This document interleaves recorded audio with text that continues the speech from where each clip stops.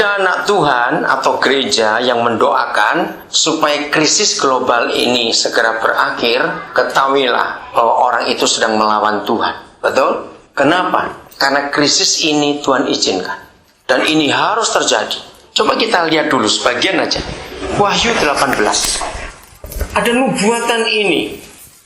Tahun 30-an, abad yang lalu, dunia mengalami the Great Depression. Ya, hancur. Ternyata yang sekarang ini lebih ngeri daripada the Great Depression. Mengerikan sekali keadaannya. Saudara, kalau kita mau cari penyebabnya, kita semuanya tahu. Bagaimana ada hanya 2 orang saja yang membuat ini rusuh. Tapi sebetulnya memang Tuhan izinkan. Ini karena ketamakan manusia. Bukan Tuhan yang buat. Jadi jangan sebut itu Tuhan. Tapi manusia yang buat itu sendiri. Wahyu 18 mulai ayat yang ke-10. Kita lihat bagaimana nubuatan itu digenapi. Maka itu jangan sampai kita salah di dalam berdoa.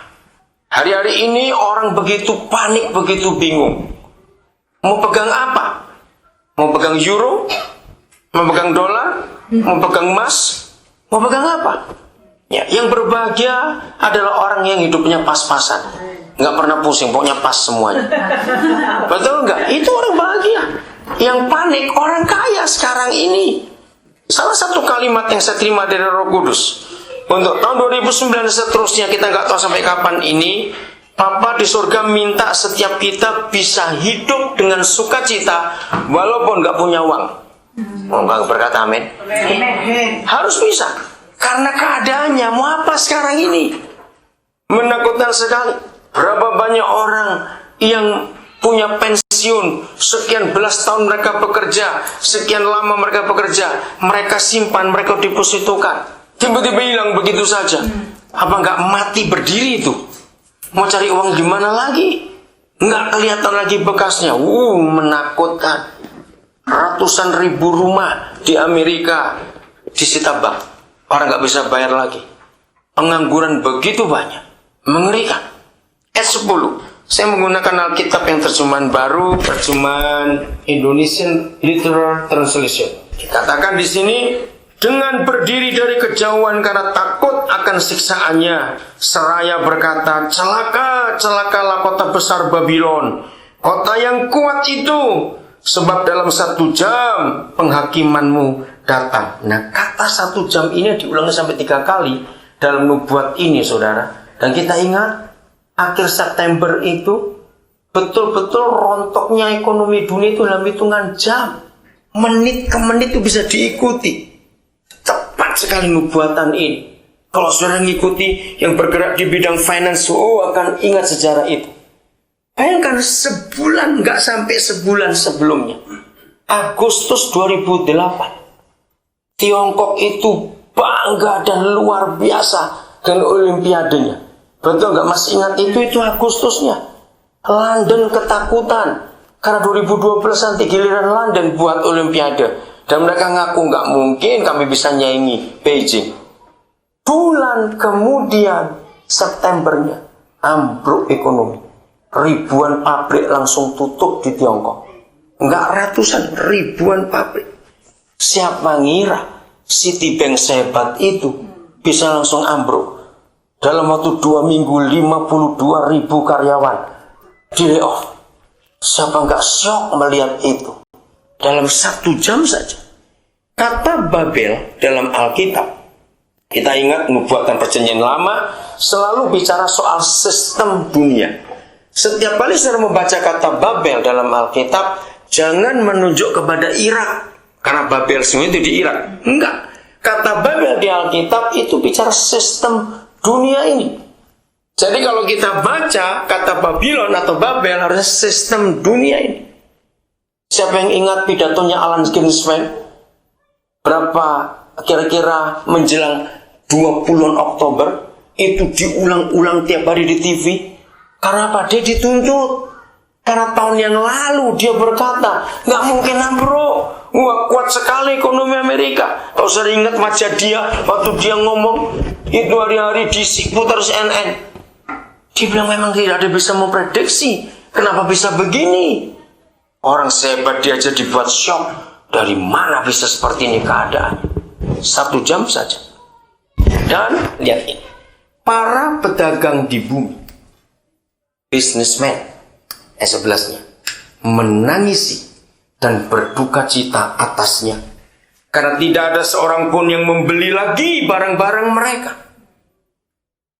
Tepat sekali nubuatnya. Sekarang mau jual apa? Mau produksi apa sekarang ini? Siapa yang mau beli? Menakutkan. Harga minyak sudah turun, dipikir balik. Enggak. Yang lain lagi yang muncul.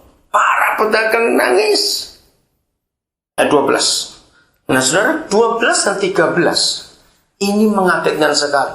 Ribuan tahun yang lalu, Papa di surga sudah menubuatkan. Apa saja komoditi dunia ini ada di 2 ayat ini. Nanti saudara di rumah coba uraikan ya dengan hikmat Roh Kudus per item di dalam 2 ayat ini tepat seperti yang ada sekarang. Salah satu contoh kita lihat, yaitu barang-barang emas dan perak dan batu permata dan mutiara. Ini sebutan untuk luxuries.